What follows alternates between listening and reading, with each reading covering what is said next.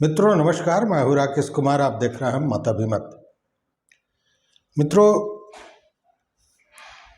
बिहार भूमि सर्वेक्षण इसको लगभग अब 10 दिन बीत चुके हैं। 20 तारीख से शुरू हुआ था, 13 दिन बीत चुके हैं।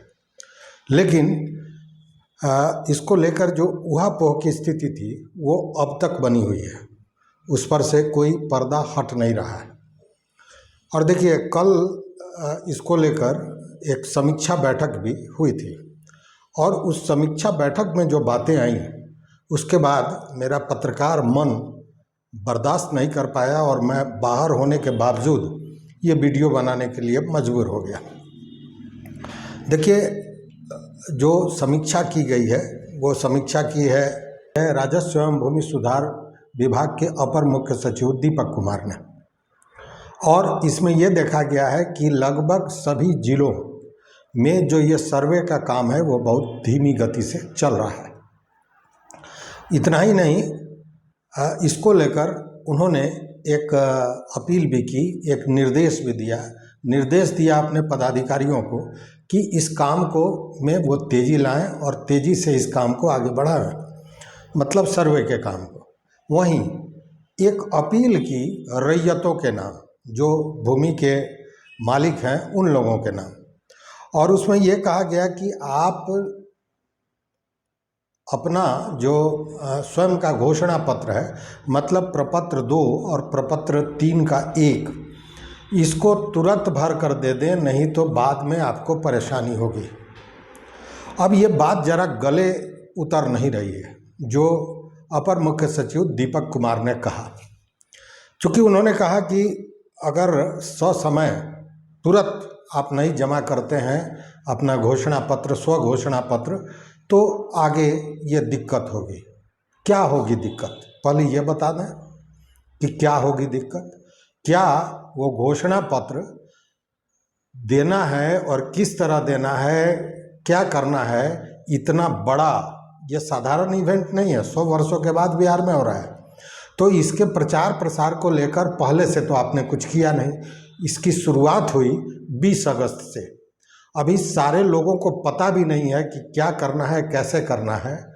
बावजूद उसके इस तरह का बयान देना या इस तरह का अपील करना, और ये अपील नहीं, ये एक तरह से कहें कि डराना है। और इससे कहीं ना कहीं जो रैयत हैं वो डरे हुए हैं और डर रहे हैं। कारण यह है कि एक तो पहली बात कि इसकी पूरी जानकारी नहीं है। दूसरी बात कि जो हर गांव में ग्राम सभा होना था, वो ग्राम सभा सच पूछे तो मुकम्मल ग्राम सभा नहीं हुआ है, वो कागजी ग्राम सभा हुआ है। ग्राम सभा का मतलब कि पूर्व से सूचना दें और उसके बाद गांव के सारे लोगों को बुलाकर तब ग्राम सभा करें। यहाँ स्थिति यह है कि ग्राम सभा में 10 और 15 लोग, जो गांव के समृद्ध लोग हैं, जो समझ रहे हैं इन बातों को पहले से, जो प्रबुद्ध लोग हैं, जो अखबार पढ़ते हैं, वही लोग गए, बाकी लोग नहीं गए। और उसके बाद इस तरह की बात, ये बात पचने वाली नहीं है।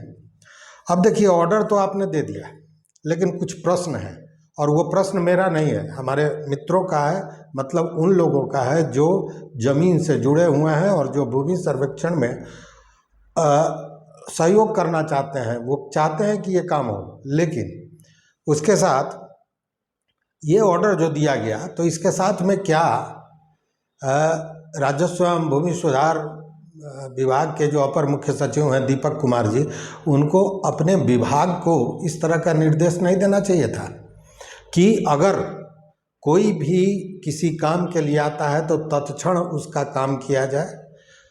अब एक साधारण काम के लिए अगर किसी को रजिस्टर 2 देखना है तो उसके लिए वो परेशान है और उसके पीछे पड़ा हुआ है, कोई बताने वाला नहीं है, कोई दिखाने वाला नहीं है। दावा ये किया जा रहा है कि ऑनलाइन सारी चीज़ें उपलब्ध हैं, लेकिन ऑनलाइन भी जो उपलब्ध हैं वो ज़रूरत से ज़्यादा कम है, उससे ये ज़रूरतें पूरी नहीं हो रही हैं। और कोई एक कागज़ निकालना है तो उसके लिए 10 दिन और 15 दिन लग रहा है। अब जिसको जानकारी हुई उसने अपने किसी कागज़ को मान लीजिए खतियान उसके पास नहीं है और उसको खतियान निकलवाना है, तो सबसे पहले तो ये प्रश्न उठता है कि खतियान आपके यहाँ है कि नहीं, अंचल में खतियान उपलब्ध है कि नहीं, और अगर है और उसको निकालने के लिए वो अप्लाई करता है तो उसमें कितने दिन लगेंगे, ज़रा आप सोचिए। उस स्थिति में ये कहना कि अगर तुरंत आप नहीं करते हैं तो परेशानी होगी, ये बात तो बड़ा अनुचित है। दूसरी बात कि वेबसाइट पर देख लीजिए, वेबसाइट पर चीज़ें अनुपलब्ध हैं, सारी चीज़ें नहीं हैं। दूसरी बात है कि अब मान लीजिए कि हमको अपना जमा करना है, केवाला तो मेरे पास है लेकिन हम रसीद कटाते हैं, ये भी जमा करना है, बताना है और रसीद की कॉपी देनी है। अब मेरे पास रसीद किसी कारण से गुम हो गया है, अब हम जब खोजने जा रहे हैं अपने जमाबंदी पर तो रसीद उस पर चढ़ा ही नहीं है। अब बताइए कि हमने 20-21 तक का जमा कर दिया और रसीद रजिस्टर पर जो जमाबंदी में दिखाया जा रहा है वो दिखाया जा रहा है कि 2010 तक ही जमा है। अब ये 11 वर्ष का जो रसीद है वो रजिस्टर पर चढ़ा ही नहीं, उसका कोई माई बाप नहीं है। अब उस स्थिति में उस रैयत का क्या होगा? या तो वो दोबारा पैसा जमा करे, अन्यथा उसको कहा जाएगा कि आपने तो रसीद कटाया है नहीं, और जिसके पास रसीद हो ही नहीं उसका क्या होगा? जमा तो किया लेकिन उसके पास कुछ भी उपलब्ध नहीं है। बाढ़ का और बाढ़ से पूरा बिहार त्रस्त रहता है, बाढ़ आया सब दह गया, या अगलगी आई सब चला गया, और बाढ़ वाली स्थिति तो लगभग हर जगह है। पूर्वी चंपारण, पश्चिमी चंपारण, मुजफ्फरपुर, दरभंगा, शिवहर, सीतामढ़ी, ये सारा बाढ़ का इलाका है। और कागजात गुम हो जाते हैं, गल जाते हैं, समाप्त हो जाते हैं, और आप कागजात के आधार पर मांग रहे हैं। तो क्या मेरा यह कहना है कि इसको अपडेट कराने की व्यवस्था नहीं होनी चाहिए थी इसके पूर्व में? जब यह अभियान शुरू हुआ उसके पूर्व सारे कागजातों को अपडेट कराना चाहिए था। सीधे कह दिया गया कि सारा चीज़ ऑनलाइन हो गया, और ऑनलाइन क्या हो गया? तो वही चीज़ हो गया जो रजिस्टर पर चढ़ा है, लेकिन जो रैयतों ने दिया, जो किया और वो नहीं चढ़ा, उसका कोई माई बाप नहीं है। तो सबसे पहले तो विभाग को दुरुस्त करना चाहिए था। भ्रष्टाचार अपने आप में आप देख लीजिए कि जो कमेंट्स आते हैं उसमें किस तरह की बातें होती हैं, और इसी भ्रष्टाचार के विरोध में मुजफ्फरपुर के मुसहरी अंचल के सारे किसानों ने महापंचायत भी लगाया और भ्रष्टाचार का पुरजोर विरोध किया। उसमें ऐसे ऐसे कागजात आए जो 2-2 साल पहले उन लोगों ने दिया है और आज तक उनको वह कागज़ नहीं मिला अंचल कार्यालय से। अब ऐसी स्थिति में केवल दोषी रैयत ही हो जाए, ऐसा कैसे हो सकता है? अब एक बड़ी समस्या है, स्वघोषणा पत्र तुरंत देने की बात तो हो रही है, लेकिन इसमें व्यवहारिक जो परेशानी है सो समझिए। बहुत से ऐसे लोग हैं जो बाहर काम करते हैं और उनको ज़मीन की कोई जानकारी नहीं है, क्योंकि उनके जो पूर्वज हैं अब नहीं रहे, और ये लोग चूँकि बाहर थे तो ज़मीन की जानकारी नहीं थी। कुछ लोगों के पास कागज़ है, कुछ लोगों के पास नहीं है। वैसे में वो कागज़ जुटाने में परेशान है। मैं ऐसे लोगों को जानता हूँ जो मुंबई से आकर और होटल में ठहरे हुए हैं और रोज़ अंचल कार्यालय की दौड़ लगा रहे हैं, उनको मिल नहीं रहा है। उतना ही नहीं, अब देखिए कि मान लीजिए कि 4 भाई है, उसको स्वघोषणा पत्र देना है, वंशावली देना है, और साथ में किसका कितना हिस्सा हुआ ये देना है। इसके लिए जब चारों भाई एक साथ हों तभी सहमति बन सकती है, या यूँ कहें कि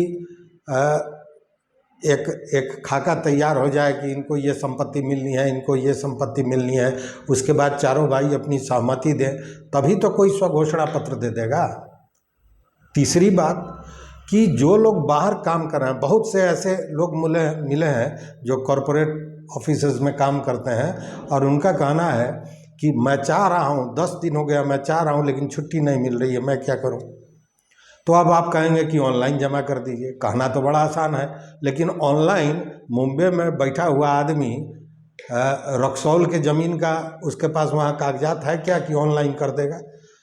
और ऑनलाइन जो आपने वेबसाइट खोला है जो जिस पर सारी चीज़ें दावा किया जा रहा है कि उपलब्ध है, उस पर वो चीज़ें उपलब्ध नहीं है जिससे वो काम करे। तो ये मिला जुला कर स्थिति कहीं ना कहीं ऐसा लगता है कि केवल रैयतों को डराने की, रैयतों को परेशान करने की स्थिति बनी हुई है। जबकि सबसे पहले अपने विभाग को दुरुस्त करना चाहिए था, उसके बाद इन सारी चीज़ों को शुरू करना चाहिए था, लेकिन विभाग को दुरुस्त करने के लिए कोई तैयार नहीं है।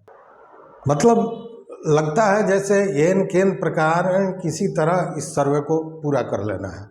और एक बात एक मित्र ने कहा, वो मुझे बड़ा अच्छा लगा, कि इसमें जो रैयत हैं उनको मलकियत देने की मंशा कम है, इसलिए कि अगर वो मंशा होती तो हम कागज़ दिखा रहे हैं कि ये ज़मीन मेरा है, ये प्लॉट मेरा है, बावजूद उस पर किसी दबंग ने, किसी गुंडा तत्व ने अगर कब्जा कर रखा है तो आप कागजात में बजाते उस गुंडा तत्व का नाम देकर उसको एक तरह से प्रमाणित कर रहे हैं कि उस ज़मीन पर उसका कब्जा है। और जो नियमावली है उसके तहत अगर निजी ज़मीन पर 12 वर्ष 30 वर्षों तक किसी का कब्जा होता है तो वो ज़मीन उसकी हो जाती है। तो क्या ये प्रमाण पत्र दिया जा रहा है?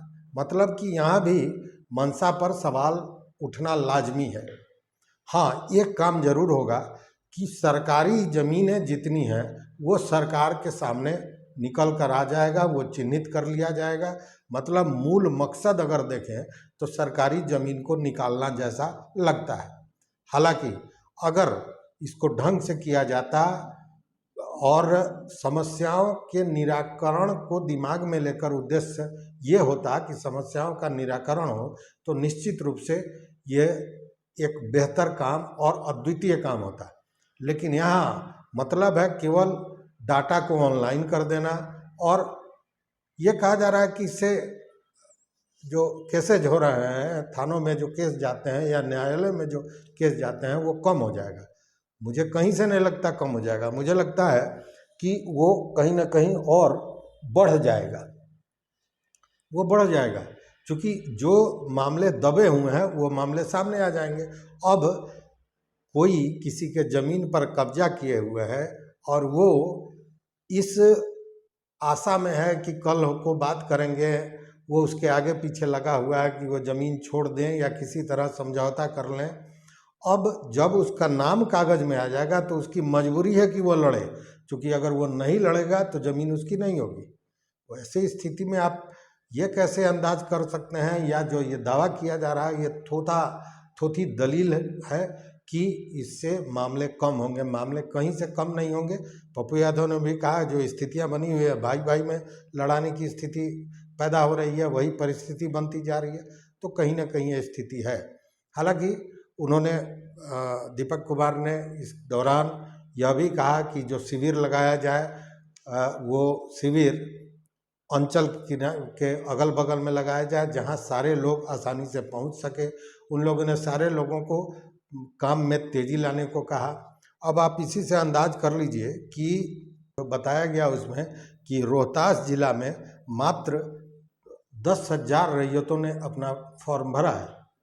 अब आप सोच लीजिए, मतलब स्वघोषणा पत्र दिया है। अब सोचिए कि एक जिले में कितने लोग होंगे। एक जो राजस्व गांव है उसमें 500, 700, 800, 1,000 तक हजार लोग हैं। उस स्थिति में पूरे जिले में कितने लोग होंगे? और मात्र 10,000 रैयतों ने अभी तक फॉर्म भरा है, मतलब फॉर्म जमा किया है। और बताया गया उसमें कि 35,454 ऐसे गांव हैं जहां ग्राम सभाएं हुए हैं, बाकी में अभी तक ग्राम सभा भी नहीं हुआ। लगभग 45,000 गांव है, मतलब 10,000 ऐसे गांव हैं जिसमें इसकी प्रक्रिया शुरू भी नहीं हुई। अभी प्रक्रिया शुरू नहीं हुई कि डंडा चलाना शुरू, जबकि पूरी तरह मेरा ये मानना है और हमारे मित्रों का जो लोग इस भूमि सर्वेक्षण को समझ रहे हैं, जान रहे हैं और इसमें सहयोग कर रहे हैं, उनका कहना है कि रैयतों को कम से कम 3 से 4 महीने का समय देना चाहिए इसको जमा करने के लिए। लेकिन यहाँ तो है कि सरकार को अपना काम किसी तरह निपटा देना है, रैयत को न्याय मिले न मिले ये बात की बात है। हालांकि हम आशावादी हैं और ये सोच रखते हैं कि जब ये चीज़ें आएंगी तो निश्चित रूप से जब तक रैयत अपना फॉर्म नहीं जमा कर पाते हैं, स्वघोषणा पत्र नहीं दे पाते हैं, कागजों को इकट्ठा नहीं कर पाते हैं, तब तक विभाग और सरकार इन चीज़ों को देखेगी। तो स्थिति यही बनी हुई है। अब देखना है कि रैयतों के प्रति सरकार का जो ये जो अभी बातें आई हैं उसी तरह रहता है कि या मिजाज कुछ बदलता है, रैयतों को कुछ सहूलियत देने की बात होती है। देखते हैं आगे क्या होता है। जो भी होगा फिर उपस्थित होंगे। तो इस वीडियो में बस इतना ही। देखते रहिए मत अभिमत। मित्रों, अगर चैनल पर नए हो या चैनल को अब तक आपने सब्सक्राइब नहीं किया है तो निश्चित रूप से सब्सक्राइब कीजिए। वो घंटी जैसी जो आकृति है उसको दबा दीजिए ताकि हम जो वीडियो बनावें वो आप तक सबसे पहले पहुँचे। क्योंकि मैं आपकी आवाज़ उठाता हूँ, केवल जानकारी हमने दी है कैसे फॉर्म भरा जाता है, क्या होती है, सारी जानकारी हमने दे रखी है।